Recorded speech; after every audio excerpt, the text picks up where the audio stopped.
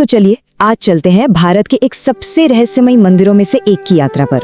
एक ऐसी जगह जहां कहते हैं समय खुद झुकता है, जहां मृत्यु ही असल में जीवन की शुरुआत है और जहां भक्ति की वो परतें खुलती हैं जिनके बारे में हम बस कल्पना ही कर सकते हैं। जी हाँ, हम बात कर रहे हैं उज्जैन के महाकालेश्वर मंदिर की। तो चलिए इस सफर की शुरुआत एक सवाल से करते हैं। एक ऐसा सवाल जो हमारी पूजा पाठ की पूरी समझ को आप कह सकते हैं चुनौती देता है। क्या ऐसा हो सकता है कि जहां जीवन खत्म होता है, असल में आध्यात्म की शुरुआत वहीं से हो? देखिए, महाकाल की नगरी में ना दिन की शुरुआत फूलों या मिठाइयों से नहीं होती। वहाँ दिन की शुरुआत होती है एक चिता की पवित्र राख से। ये दुनिया की इकलौती ऐसी आरती है जिसमें भगवान को ताज़ी चिता की भस्म चढ़ाई जाती है, और ये इस बात का प्रतीक है कि ये दुनिया, ये शरीर, सब कुछ एक दिन राख हो जाना है। जरा सोचकर देखिए, सुबह होने से भी पहले ब्रह्म मुहूर्त में हजारों भक्त एक बहुत ही खास, बहुत ही अनोखे अनुष्ठान के लिए इकट्ठा होते हैं, और यही है वो भस्म आरती। इस मंदिर की आध्यात्मिक धड़कन आप कह सकते हैं, और इसी में छिपे हैं इसके सबसे गहरे रहस्य। तो ये भस्म आखिर है क्या? क्या ये सिर्फ राख है? नहीं, बिल्कुल नहीं। ये इस बात का प्रतीक है कि जब सब कुछ जलकर खत्म हो जाता है तो आखिर में बस यही बचता है। यही अंतिम सत्य है। ये हमें सिखाती है वैराग्य, मतलब इस दुनिया के मोह से आजादी। अब जो बात वाकई में बहुत दिलचस्प है वो ये है कि भाई ये परंपरा शुरू कैसे हुई, है ना? देखिए, हर महान परंपरा के पीछे एक कहानी तो होती ही है, और महाकाल की कहानी तो सच में अद्भुत है। ये कहानी बताती है कि कैसे भगवान शिव खुद समय के स्वामी यानी महाकाल बन गए। ये पूरी कहानी ना 4 हिस्सों में सामने आती है। सबसे पहले दूषण नाम का एक राक्षस था जिसने अवंतिकापुरी पर हमला कर दिया। फिर एक छोटे से बच्चे की सच्ची भक्ति, उसकी भक्ति में इतनी शक्ति थी कि जमीन से ही एक दिव्य ज्योतिर्लिंग प्रकट हो गया। इसके बाद उसी लिंगम से भगवान शिव अपने सबसे भयंकर महाकाल रूप में प्रकट हुए। और फिर क्या था, महाकाल ने एक पल में दूषण और उसकी पूरी सेना को भस्म कर दिया। बस राख। और कहते हैं बस यहीं से भस्म श्रृंगार की परंपरा शुरू हुई। भगवान शिव ने उस राक्षस के राख को अपने शरीर पर मला और ये संदेश दिया कि देखो, बुराई का अंत सिर्फ राख है और उस अंत के स्वामी वो खुद हैं। चलिए अब मंदिर के एक और रहस्य की तरफ बढ़ते हैं। एक ऐसी बात जो इसे पूरे भारत में एकदम यूनिक, एकदम अलग बनाती है, और ये एक ऐसी चीज है जो शायद ही कहीं और देखने को मिले। अब देखिए, भारत में ज्यादातर मंदिरों में भगवान की मूर्ति का मुख या तो उत्तर या पूर्व दिशा में होता है ना, क्योंकि इन दिशाओं को शुभ माना जाता है। लेकिन महाकालेश्वर दक्षिण मुखी हैं।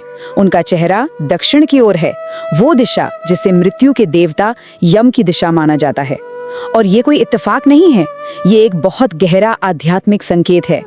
उनका दक्षिण की ओर देखना ऐसा है मानो वो कह रहे हों, मैं यहाँ हूँ, मैं ही समय हूँ और मैं ही समय का अंत भी।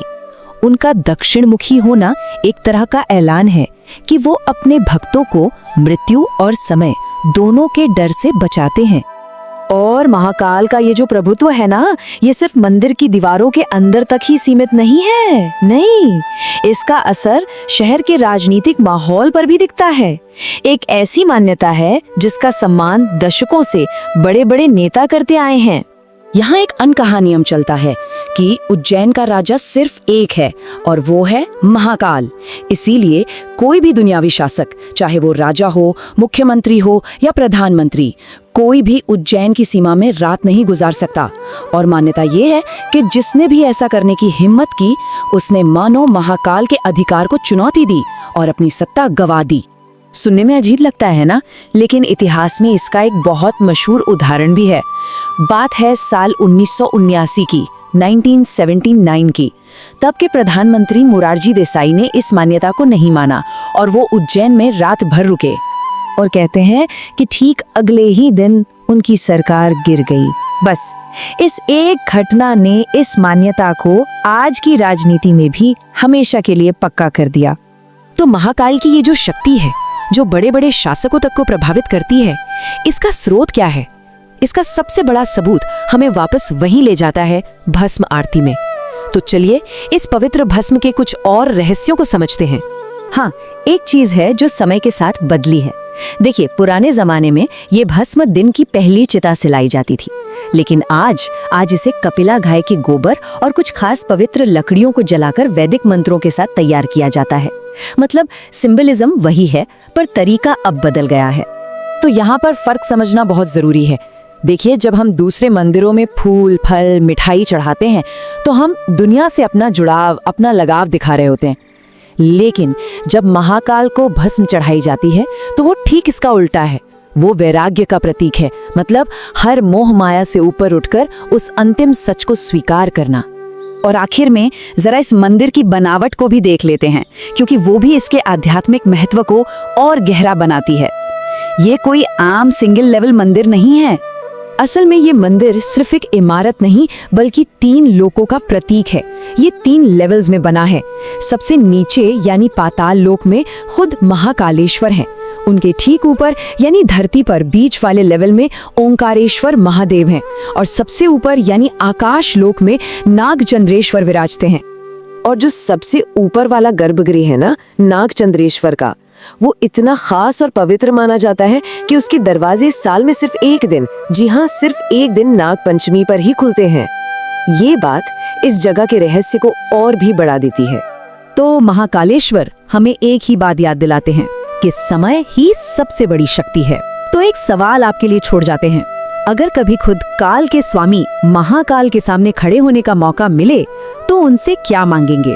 लंबी उम्र या समय के मोह से आजादी? इस पर सोचिएगा।